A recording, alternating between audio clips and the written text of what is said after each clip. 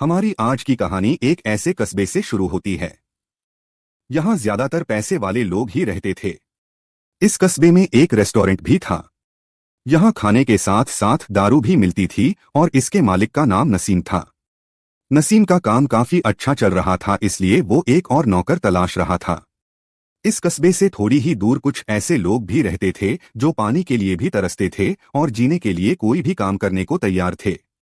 इसी बीच उन्हें पता चलता है कि पास के कस्बे में मजदूरों की जरूरत है, जिसके बाद वो सभी उस कस्बे में आ जाते हैं।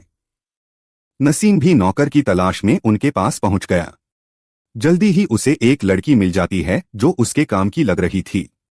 इस लड़की का नाम बेला है और वो नसीम के कहने पर उसके साथ चल पड़ती है। जब वो दोनों नसीम के घर की तरफ चले तो नसीम की नजर कर्नल पर पड़ी, जो हाथ में गन लिए अपने घर से बाहर निकला था। नसीम को कुछ गड़बड़ लगती है, इसलिए वो जल्दी जल्दी कर्नल के घर में जाता है। उसने जैसे ही दरवाजा खोला तो उसके सामने कर्नल की बीवी और उसके लवर की लाशें थी। लाशें देखकर वो घबरा गया और बिना कुछ बोले अपने घर की तरफ बढ़ने लगा। घर आकर वो अपनी नौकरानी मारिया को पहचानने लगा। पहले बेला से मिलवाता है और फिर उसे कर्नल के बारे में बताता है कि उसने अपनी बीवी और उसके लवर का खून कर दिया। मारिया को सब बताकर वह जल्दी जल्दी अपने रेस्टोरेंट पहुंचता है। यहाँ कर्नल अपने दोस्तों के साथ बैठा था। कर्नल के साथ ही उसे शाबाशी दे रहे थे क्योंकि उसने अपनी पत्नी और उसके प्रेमी को मारकर महान काम किया है। जबकि उनकी बातें सुनकर नसीम हैरान हो रहा था। पलों में ये बात पूरे इलाके में आग की तरह फैल गई, जिसके बाद लोग उसकी पत्नी के बारे में कई तरह की बातें करने लगे। कुछ का कहना था कि उसका कस्बे के कई मर्दों के साथ चक्कर था, तो कुछ कह रहे थे कि कर्नल उसकी प्यास नहीं बुझा पाता था, इसलिए वो दूसरों के साथ अपनी प्यास बुझाती थी। यहाँ कुछ लोग कर्नल को महान समझ रहे थे, तो वहीं कुछ लोग बताते हैं कि कर्नल एक नंबर का कमीना आदमी है, क्योंकि उसकी नजर हमेशा जवान लड़कियों के बदन पर रहती है। शाम को कर्नल की बीवी का फ्यूनरल था, जिसमें नसीम के अलावा पूरे कस्बे में से सिर्फ एक ही औरत आती है, जिसका नाम नीमो था।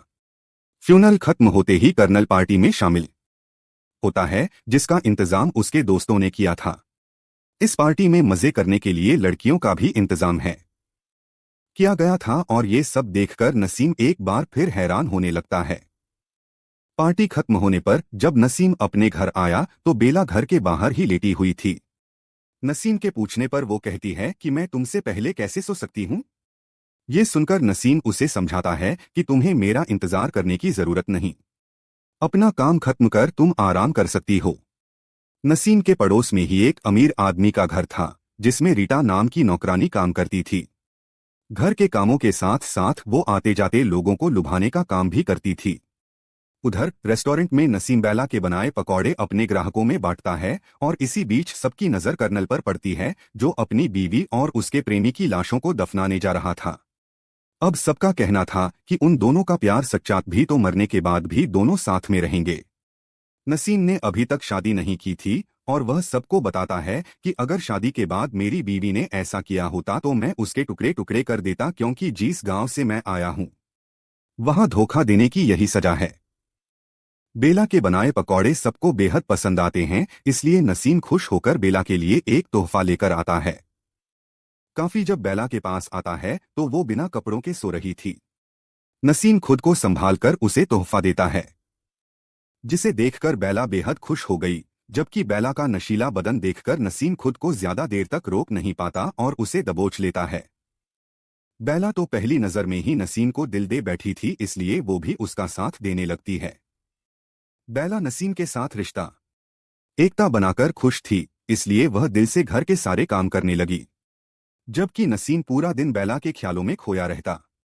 ऐसे ही एक दिन वह बेला के ख्यालों में डूबा हुआ था और अचानक उसे किसी गड़बड़ का एहसास हुआ, क्योंकि रेस्टोरेंट में सन्नाटा छा गया था। लेकिन जब उसने हिम्मत कर बाहर देखा तो सामने बेला खड़ी थी और सभी लोग उसे ही देखकर चुप हुए थे, क्योंकि वह पहले पहली बार सबके सामने आई थी। धीरे धीरे इन दोनों का प्यार बढ़ने लगा और मारिया इन दोनों के लिए काफी खुश थी। बेला इतनी खूबसूरत थी कि हर कोई उसे पाना चाहता था, लेकिन बेला नसीम के साथ ही रहना चाहती थी। बेला को जब भी समय मिलता तो वो आस पड़ोस के बच्चों के साथ खूब मस्ती करती, जबकि उसे मस्ती करते देख कस्बे की औरतों को उससे जलन होने लगी। देखते ही देखते रेस्टोरेंट में आने वाले सभी लोग बेला को पटाने की कोशिश करने लगे। बेला को लगता था कि सभी उसे पसंद करते हैं, लेकिन नसीम जानता था कि यह लोग बेला को नहीं बल्कि उसके जवान बदन को पसंद करते हैं। नसीम को परेशान देखकर टोनी नाम का आदमी उसे बेला से शादी करने की सलाह देता है। इस पर नसीम टोनी को बताता है कि मैं बेला से शादी तो जो भी है, लेकिन बेला पढ़ी लिखी नहीं है और वह गैरकानूनी तरीके से यहाँ रह रही है। कुछ ही दिनों बाद कस्बे में एक इंजीनियर आता है, जिसने अपने आविष्कारों से कस्बे के लोगों की जिंदगी आसान कर दी। रोज की तरह रीटा आज भी मर्दों को लुभाने में लगी हुई थी, जबकि टोनी नसीम को बताता है कि बेला को पाने के लिए एक जज उसके पड़ोस में रहने आ गया है। टोनी की बात सुनकर नसीम ने बेला से शादी करने का फैसला कर लिया, जिसमें टोनी उसकी मदद करने वाला था। नसीम घर आकर बेला को बताता है कि मैं तुमसे शादी करना चाहता हूँ। बेला नसीम से प्यार करती थी, इसलिए वह भी शादी के लिए राजी हो जाती है। जल्दी ही दोनों की शादी हो गई। नसीम और बेला तो इस शादी से खुश थे ही, लेकिन मारिया उनसे भी ज्यादा खुश थी। दिन भर काम कर जैसे ही नसीम घर आता तो पहला उसकी बंदूक को सहलाकर उसकी सारी थकावट दूर कर देती। नसीम उसे अपने साथ हर जगह ले जाने लगा, लेकिन जल्दी ही वो समझ गया कि बेला अमीर लोगों का रहन सहन कभी नहीं अपना सकती। अब तो उसे बेला के अनपढ़ होने पर भी शर्म आने लगी थी।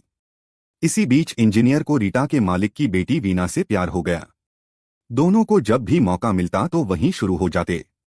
लेकिन जैसे ही इस बात का पता वीना के पिता को लगा तो उसने इंजीनियर को वीना से दूर रहने की धमकी दे दी, जिसके बाद वह दोनों कस्बे से भाग गए और यह बात भी आग की तरह पूरे कस्बे में फैल गई। वीना के जाने से रीटा खुश थी, क्योंकि वह जेरी नाम के आदमी को पसंद करती थी, जबकि जेरी को वीना पसंद थी और अब वीना के जाते ही वह जेरी के करीब आने लगी थी। उसने जेरी को एक खत लिखकर सब कुछ बता दिया और इस तरह इन दोनों का भी चक्कर शुरू हो गया। एक रात कस्बे के एक जाने माने आदमी को किसी ने गोली मार दी, जिसके बाद पूरा कस्बा हमलावर को ढूंढने लग गया और हमलावर बचता बचता नसीम के घर में घुस गया।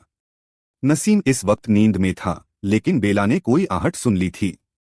जब बेला देखने के लिए उठी तो हमलावर उसे पकड़ लेता है, जो उसी तरह से वो लगा गया का दोस्त फैनी था।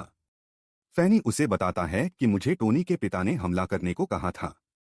इसके बाद फैनी बेला को टोनी के पिता के पास भेजता है ताकि वह उसे फैनी के बारे में बता सके। टोनी के पिता उसे बताते हैं कि उसने फैनी की मदद पर बहुत अच्छा काम किया है और उसी दिन से बेला टोनी और उसके पिता के करीब आने लगी, जबकि नसीम को इसकी भनक तक नहीं थी। दिन बीतते गए और फैनी की तलाश चलती रही, लेकिन वो कहीं नहीं मिलता।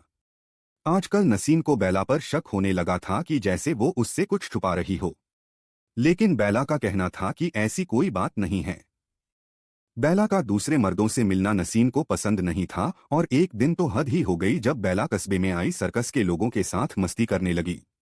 मारिया उसे रोकने की कोशिश करती है, क्योंकि अब वो एक शादी शुरू हो गई, सौदा औरत है और ये सब उसे शोभा नहीं देता। लेकिन बेला को इसमें कुछ गलत नहीं लगता। शाम को बेला नसीम को बताती है कि वो सर्कस देखना चाहती है, जबकि नसीम उसे अमीरों की शायरी सुनाना चाहता था। बेला अब भी सर्कस देखना चाहती थी, लेकिन नसीम उसे अमीर लोगों का हिस्सा बनाना चाहता था। बेला नसीम के कहने पर अमीरों की महफिल में आ तो गई थी, लेकिन वो खुश नहीं लग रहे थे। वो किसी भी अगल से अमीर नहीं लग रही थी, इसलिए हर कोई उसका मजाक बना रहा था। लेकिन जैसे ही टोनी और उसके पिता महफिल में आते हैं तो वो सबसे पहले बेला से मिलते हैं, जिसे देखकर नसीम खुश हो गया। देर रात को जब वो घर वापस आए तो बेला छुपकर सर्कस देखने पहुंच गई। यहाँ उसे बहुत मजा आता है। आज वो बेहद खुश थी, लेकिन जल्दी ही उसकी जिंदगी में दूर है तूफान आने वाला था। अगले दिन जब नसीम रेस्टोरेंट में आया तो उसका एक नौकर चोरी कर रहा था। नसीम उसे पीटने लगा और मार से बचने के लिए नौकर कहता है कि तुम्हें मुझ पर नहीं बल्कि अपनी बीवी पर ध्यान देना चाहिए, जो रोज तुम्हारे ही दोस्त टोनी को अपना रस पिलाती है। उसकी बात सुनकर वो जल्दी जल्दी अपने घर पहुंचता है। यहाँ सच में बेला टोनी के साथ थी। टोनी उससे माफ, लेकिन नसीम उसकी पिटाई कर वहां से भगा देता है और उसके बाद उसने बेला को अपने घर से जाने को कह दिया। हर बार की तरह यह बात भी सबको पता चल गई। नसीम बेला से बहुत प्यार करता था और वह चाहकर भी उसे मार नहीं सकता था। इसलिए उसके एक वकील दोस्त ने टोनी और बेला पर यह इल्जाम लगा दिया कि टोनी की मदद से बेला ने नसीम से नकली शादी ताकि वो इस कस्बे में आराम से रह सके। जल्दी ही सभी ने मान लिया कि इनकी शादी नकली थी और इस तरह नसीम बदनामी से बच जाता है। अब कर्नल की तरह नसीम भी जश्न मनाने लगा। वो खुश तो बहुत था लेकिन फिर भी उसे हर जगह बेला ही नजर आ रही थी। खुश होते हुए भी वो उदास रहने लगा था। उसे लगता था कि बेला कस्बा छोड़कर उससे दूर चली गई है, जबकि बेला तो उसके पास ही थी और वो छुप छुप कर उसे देखती रहती थी। बेला को अपनी हरकत का पछतावा तो बहुत था लेकिन अब वो चाहकर भी कुछ कर नहीं सकती थी। यहाँ एक तरफ नसीम का रिश्ता टूटा था तो वहीं दूसरी तरफ जेरी और रीटा का रिश्ता आगे बढ़ रहा था। एक दिन अचानक टोनी के पिता की मौत हो गई और उसके फ्यूनरल पर नसीम की नज़र बेला पर पड़ती है। टोनी पिता की मौत के बाद कस्बे में जश्न मनाया गया, क्योंकि वो इस कस्बे का मेयर था और उसके कानून बेहद सख्त थे। जब भी कोई उस साले के खिलाफ आवाज उठाता तो वो साला उसे मरवा देता था। इसीलिए लोग उसके मरने पर इतने खुश थे। उसी रात जब नसीम अपने घर आया तो उसने बेला को देख लिया जो छुपकर उसे ही देख रही थी। कहानी के आखिर में उसने बेला को माफ किया, अपना लिया, क्योंकि वो समझ गया था कि वो दोनों एक दूसरे के बिना नहीं रह सकते और इसी के साथ इस कहानी का यही अंत हो जाता है।